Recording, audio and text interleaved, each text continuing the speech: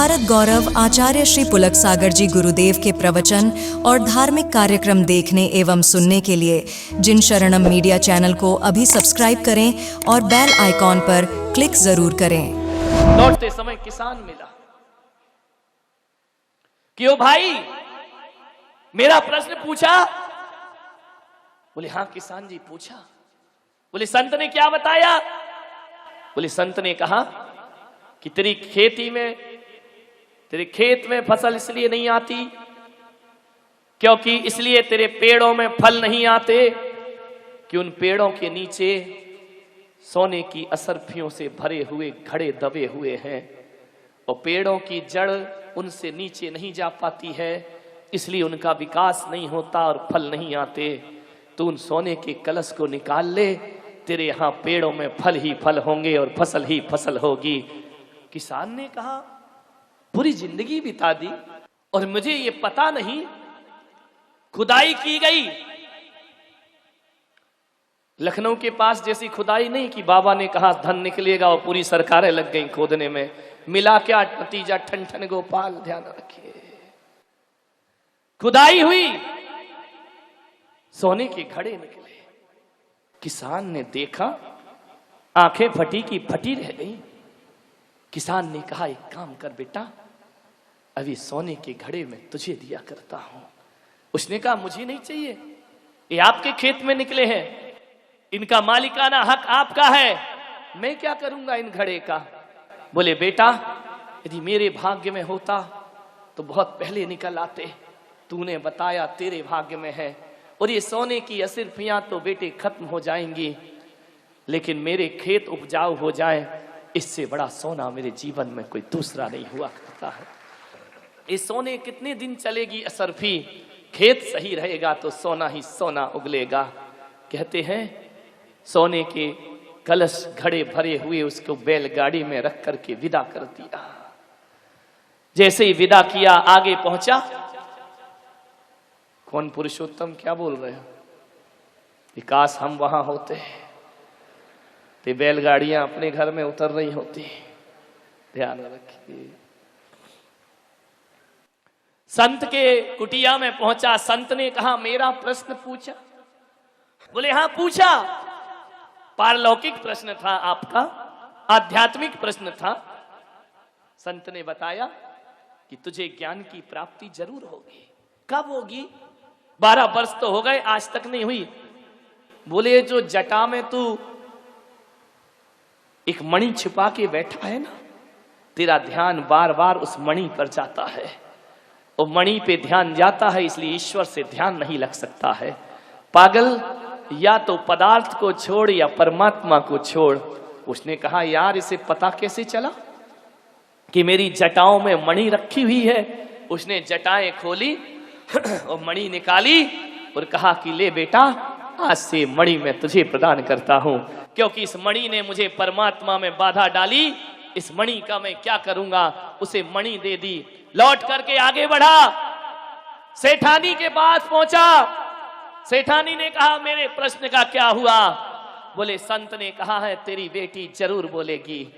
जरूर बोलेगी? कब बोलेगी? बोले बोलेगी और इसकी शादी भी होगी, लेकिन जिस लड़के के सामने ये बोलेगी वही इसका पति होगा, उसी के साथ इसकी शादी। ऐसे ताली बजा रहे जैसे तुम्हारी हो रही हो। ध्यान रखिए, कितने खुश हो जाते हो शादी के नाम से। बुढ़ापे में भी ताली बज रही, मजा आ गया। कौन कहता है बुढ़ापे में इश्क का हक नहीं होता? अरे हक तो होता है, इन पर किसी को शक नहीं होता। ध्यान रखिए, प्रवृत्तियां बता देती है आदमी की। जैसे ही बता रहा था, भीतर से लड़की दौड़ी दौड़ी आई। उसकी दृष्टि लड़के पर पड़ी और उसने अपनी मां की तरफ देखा, जोर से आवाज लगाई कि मां। अरे मां ने देखा कि मेरी बेटी बोलने लगी। चल बेटा, आ गई बारात, बजने दे बाजे। उसने कहा मैं नहीं करूंगा, ये सब मैं क्यों करूंगा? बोले तू नहीं तो कहा है, तुझे ही देखकर बोली है, आज से तू ही इसका पति होगा। कहते सेठानी ने उसका विवाह कराया, लाखों करोड़ों का दहेज दिया बैलगाड़ियां भर भर के सामान दिया, बहू को लेकर चला और जैसे ही आया मां के पास, मां ने कहा ये बैलगाड़ियां मेरी झोपड़ी में खड़ी क्यों हो रही हैं? कौन धनवान निकल रहा है यहां से? बेटा बैलगाड़ी से उतरा, मां के चरण छुए। मां ने कहा कौन है तू? बोले मैं तेरा बेटा। पागल है क्या तू? ये सब क्या है? बोले तूने पूछा था ना कि अपने बुरे दिन जाएंगे या नहीं जाएंगे। तो बोले संत ने क्या कहा? बोले मां मुझे माफ कर, मैंने सबके प्रश्न पूछे पर तेरा प्रश्न नहीं पूछा। अरे भेजा तो मैं नहीं था। बोले मां मैंने देखा कि तेरा प्रश्न पूछता तो शायद ये सब मुझे प्राप्त नहीं होता। अरे जो दूसरों के लिए जिया करते हैं उन्हें दुनिया की तमाम दौलत अपने आप प्राप्त हो जाया करती है। मां मैंने तेरा प्रश्न छोड़ के सबके प्रश्न पूछ लिए। क्या हुआ बेटा, समझ नहीं आ रहा है? बोले मां बस यही है कि मैंने अपना स्वार्थ छोड़ दिया। अरे अपने लिए दुनिया में सब जीते हैं, महानता तो तभी है जब इस समय को हम दूसरों की सेवा और कृपा में लगा दें। मदर टेरेसा जैसी आदर्श महिला कोढ़ियों की बस्तियों में जा जा करके कोढ़ अपने हाथ से पहुंचती रही, मवाद पहुंचती रही। केवल चीटी बचाने को धर्म नहीं कहते हैं, ध्यान रखना।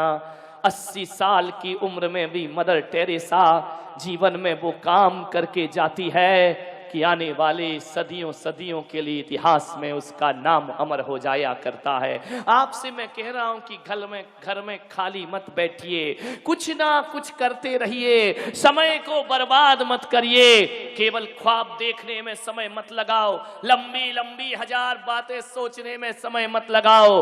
अरे छोटा सा भी एक काम करो तो जीवन सार्थक और सफल हो जाया करता है। क्या करते हैं अपने जीवन में, विचार करिए।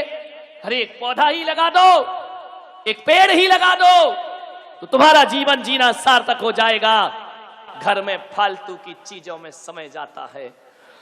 जब खाली बैठे हो तो व्यर्थ की बातें मत करो, कुछ अच्छा काम करो। मुझे देखो, मेरी एक आवाज में ये समाज बड़े से बड़ा काम करने को तैयार है। मुझे कुछ करने की जरूरत ही नहीं है, मुझे बोलने की बस जरूरत है। मुझे कुछ नहीं कहना है, कोई मेहनत नहीं करना है। मैं रोज कमरे में बैठकर भी खाऊं तो समाज मुझे रोटी देने को तैयार है।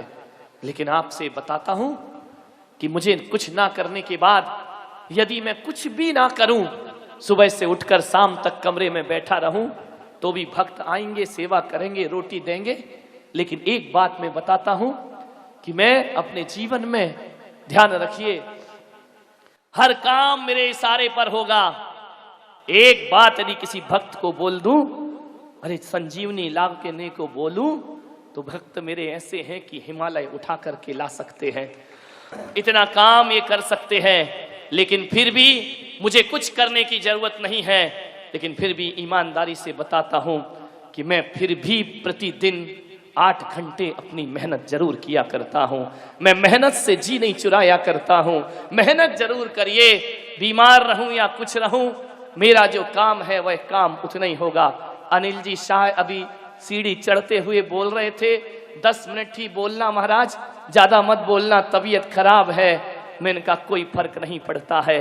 मैं तो इतना कहता हूं, इस शरीर के नसों में बहने वाले खून की एक एक बूंद भी यदि तुम्हारे काम आ जाए तो मेरा जीवन जीना सार्थक और सफल हो जाएगा।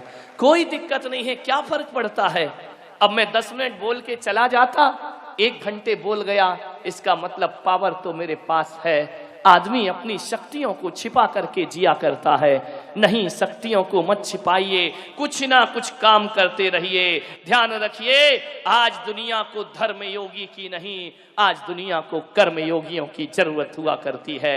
लोग मुझसे पूछते हैं, महाराज आपके प्रवचन सुनने लोग क्यों आते हैं? अरे ऐसे ही नहीं आते हैं, मेहनत करता हूं, चिंतन करता हूं, विचार बनाता हूं, संकलन होता है, तब जाकर के कोई अच्छे प्रवचन तैयार हुआ करते हैं। हर चीज में मेहनत लगा करती है, बिना मेहनत के दुनिया में कुछ नहीं होता। मान्यवर, तुम्हें लग रहा होगा कि मैं बीमारी के बाद भी बोल रहा हूं, लेकिन मैं आपसे कह रहा हूं, मेहनत करने के बाद जो मुझे आप सबकी प्रसन्नता मिलती है, मुझे इतना संतोष होता है। अरे बेईमानी में वो संतोष नहीं होता जो मेहनत करके प्राप्त करो तो संतोष की प्राप्ति हो। संतोष ही तो धन है।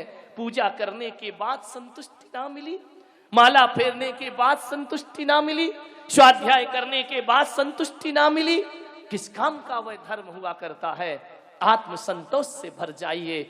जिस दिन माला अच्छे से फिर जाती है ना, दिमाग का बोझ हल्का हो जाता है। ऐसा लगता है कि आज हमने कुछ अच्छा काम अपने जीवन में किया है। गमों की आग पर आंसू उबाल कर देखो, गमों की आग पर आंसू उबाल कर देखो, बनेंगे रंग किसी पर भी डाल कर देखो, वो तुम्हारे दिल की चुभन जरूर कम होगी, किसी के पांव से कांटा निकाल कर देखो। ध्यान रखिए, किसी का भला कर सको, जरूरी नहीं कि हम पैसों से ही भला करें, हम श्रमदान देकर भी भला कर सकते हैं। बस उसी भलाई का एक स्वप्न देख करके जीता हूं। मैंने भी एक संकल्प लिया है कि जिस समाज की घी लगी रोटी मैंने खाई है, जिस समाज ने मुझे ऐसा खिलाया है कि जितने प्यार से समाज अपने बच्चे को नहीं खिलाती, उससे ज्यादा प्यार से माताएं बहनाएं अपने संत को खिलाया करती हैं। जितने पकवान घर में नहीं बनाती, उतनी संत के लिए चौके में बना करके तैयार रखा करती हैं। एक बात ध्यान रखो, इतना बनाने के बाद यदि संत आहार में हाथ पीछे खींच ले तो मेरी समाज की महिलाएं वो होती हैं। अरे और लोग तो ऐसे होते हैं जो खाने के लिए आंसू बहाते हैं, लेकिन मेरा जैन समाज खिलाने के लिए आंसू बहाया करता है। ध्यान रखिए, संत आहार ना ले छल छला जाती हैं आंखें। आज हम अभागे हैं कि संत ने हमारे हाथ से एक गिलास भोजन नहीं लिया। अंतराय हो जाए चौके में तो इतना दुख होता है, इतना दुख होता है। आचार्य पद्मनंदी कहते हैं, पद्मनंदी पंचविंशतिका में, कि जिस घर से साधु भूखा लौट जाता है उस श्रावक को इतना दुख होता है जैसे बच्चे की मौत पर उसे शोक हुआ करता है। साधु भूखा लौट जाए हमारे दर से। मान्यवर, ऐसी समाज में हम पैदा हुए हैं। लोक मंगल की भावनाएं अपने अंदर जागृत करिए। मेहनत से जी मत चुराओ, खाली मत बैठो। कुछ नहीं हो रहा है, पेन उठाओ, पेंसिल उठाओ, चित्र ही बनाते रहो, पेंटिंग करते रहो। एक बात ध्यान रखना, जो चावल चढ़ाते हो, उदक चंदन बोलते हो मंदिर में, पूजा पाठ करते हो मंदिरों में, मैं कहता हूं बोलते तो उदक चंदन हो लेकिन मन कहीं और चला जाया करता है। मैं तो कहता हूं कि चावल से भी ज्यादा कार्यकारी होता है। घर में रोज नियम ले लीजिए कि आज हम एक तीर्थंकर के लिए 2 लाइन जरूर लिखेंगे। ध्यान रखिए, मैं कहता हूं वो तुम्हारी मंदिरों की पूजा से भी बड़ी पूजा होगी। वरना मंदिरों की पूजाएं तो कहती हैं जय जय नाथ परम गुरु होए और लड़का मांगे लड़की होए, इसके अलावा कुछ नहीं होता है। आपसे निवेदन, 2 लाइन जरूर लिखे, चिंतक बनो। भगवान को अच्छी भाषा नहीं चाहिए, भगवान को व्याकरण नहीं चाहिए, भगवान को अलंकार नहीं चाहिए, भगवान को तो भावनाएं चाहिए। 2 लाइन लिखो। पद्य नहीं आता कोई बात नहीं, एक चिट्ठी तो लिख सकते हो ना। मैं कहता हूं बड़ी बड़ी पूजाओं से भी बड़ा होगा। ईश्वर को जब हम चिट्ठी लिखते हैं तो द्रव्य जगत में ही नहीं, भाव जगत में भी हम भगवान के साथ रहा करते हैं। मन वचन काय तीनों लग जाते हैं। एक खत रोज लिखिए, एक अच्छी बात अपनी डायरी में रोज लिखो। ध्यान रखना, मीरा क्या करती थी? एक भजन रोज लिखा करती थी, एक भजन रोज गाया करती थी। नया नया भजन। वो अनपढ़ मीरा, उसने कभी स्कूल नहीं देखा, जिसे साइन करना नहीं आते थे। सोचो, उस अनपढ़ मीरा के भजनों पर पढ़े लिखे लोग पीएचडी किया करते हैं, ध्यान रखिए, उसे शोध का विषय बनाया करते हैं। आपसे मेरा निवेदन है, कुछ ना कुछ करते रहो, समय को व्यर्थ में बर्बाद मत करिए, जीवन को धार देते रहो। लकड़हारा यदि रोज कुल्हाड़ी में धार नहीं देगा तो आज जो 20 लकड़ी कटी है कल 10 ही कट पाएंगी, फिर 5 कट पाएंगी, लेकिन रोज धार देगा तो लकड़ियां उसकी बराबर कटते चली जाती हैं। चिंतन को धार देते रहो, सृजनशील बनो, विध्वंसक ना बनो। महिलाएं यदि सास बहू में झगड़ा होता है, सासू बहू क्या करे, कमरे में जाए, गाली गलौज करने से अच्छा, एक दूसरे को भला बुरा कहने से अच्छा भगवान को एक पत्र लिख दे अपने हाथ से, भगवान के नाम एक खत लिखे, चिट्ठी लिखे, प्रभु के नाम, गुरु के नाम एक चिट्ठी लिखे, जीवन तुम्हारा सार्थक होगा। चिंतक बनो, सृजनशील बनो।